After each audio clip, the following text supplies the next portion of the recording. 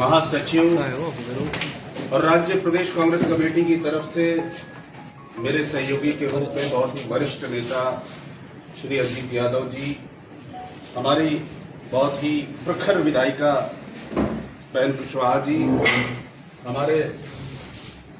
प्रत्याशी रहे शान भाई और मीडिया के मित्रों, तो बड़ा डर लगता है कहते हुए, इसलिए मीडिया के साथियों,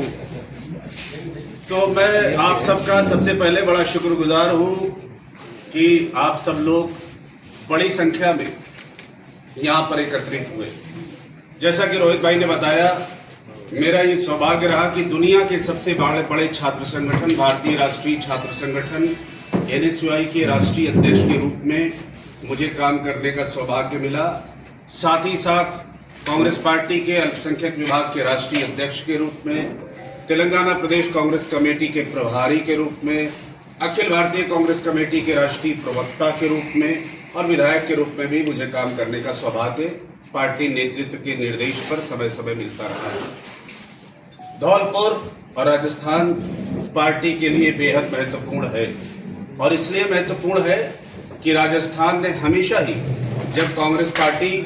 कभी भी मुश्किल हालात से गुजरी है,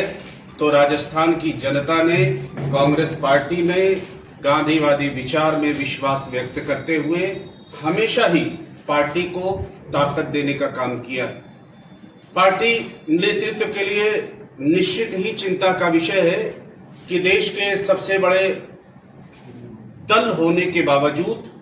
और देश में बहुत लंबे समय तक जनता के आशीर्वाद से,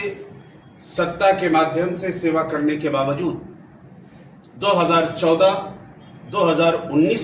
और 2024 के लोकसभा के चुनाव में हमें सफलता नहीं मिल पाई। आजादी के आंदोलन के समय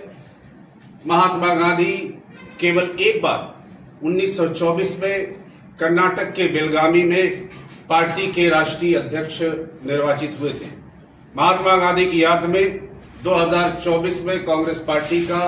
राष्ट्रीय अधिवेशन और कांग्रेस कार्य समिति की महत्वपूर्ण बैठक बेलगामी में आयोजित की गई। पूरे देश के कश्मीर से कन्याकुमारी और अटक से कटक तक के पार्टी के सभी महत्वपूर्ण नेता वहां पर एकत्रित हुए और ये चिंता व्यक्त की गई कि देश में जिस तरह का वातावरण है, उसमें पार्टी को नई चुनौतियों के परिप्रेक्ष्य में संगठन की दिशा में विशेष प्रयास करने की आवश्यकता है। इसी सिलसिले में पार्टी ने संगठन सृजन के माध्यम से ये काम प्रारंभ किया है। सबसे पहले पार्टी के लिए जो सबसे महत्वपूर्ण और चुनौतीपूर्ण राज्यों में से एक है गुजरात, वहां पर पार्टी ने पायलट प्रोजेक्ट के रूप में इस काम को किया और सफलतापूर्वक वहां पर संगठन सृजन का कार्यक्रम संपन्न हुआ। पार्टी के सबसे महत्वपूर्ण, सबसे वरिष्ठ और सबसे योग्य लोगों को पार्टी ने इस काम के लिए लगाया है और आपके राज्य से भी डॉक्टर CP जोशी जी जैसे महत्वपूर्ण लोग मात्र एक जनपद की जिम्मेदारी संगठन सृजन में देख रहे हैं। इससे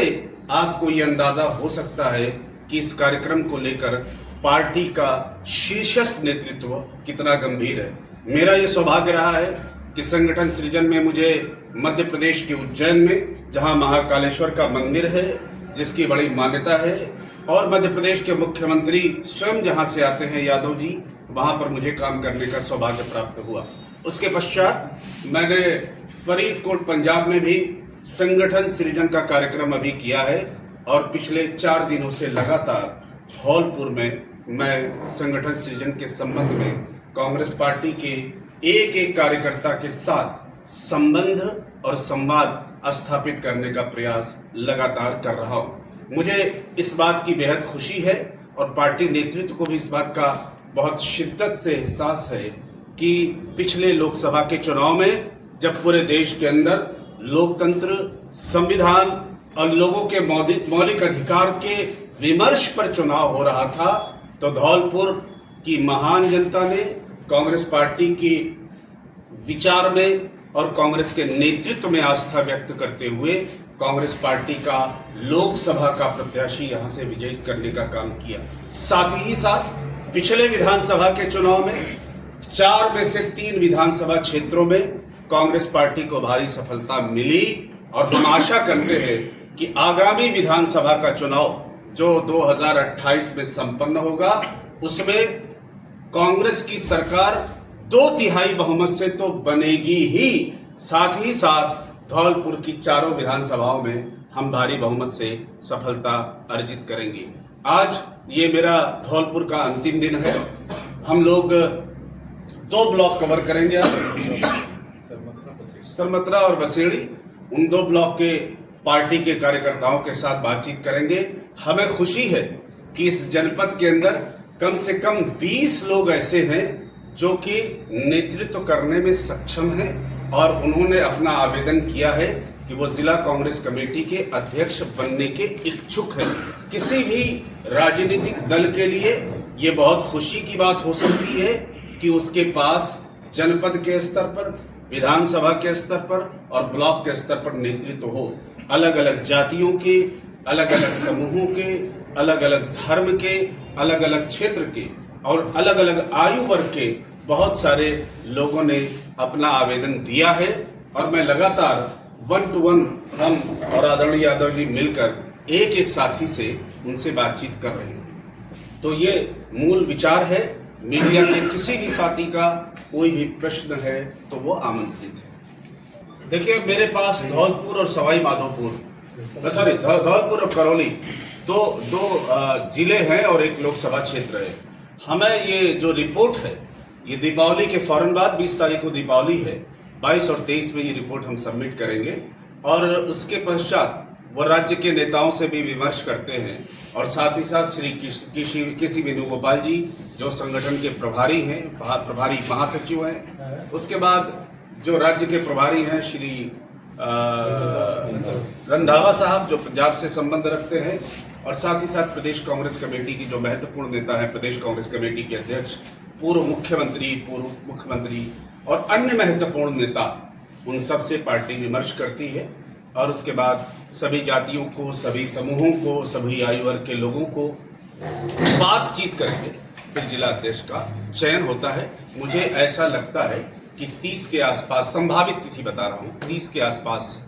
कांग्रेस के अध्यक्ष की प्रक्रिया समाप्त हो जाएगी। कोशिश हमारी ये होती है कि इसमें से रिफाइन करके 6 लोगों का नाम केंद्रीय नेतृत्व को देने का करें, लेकिन 6 लोगों का जो नाम दिया जाता है उसमें आमतौर से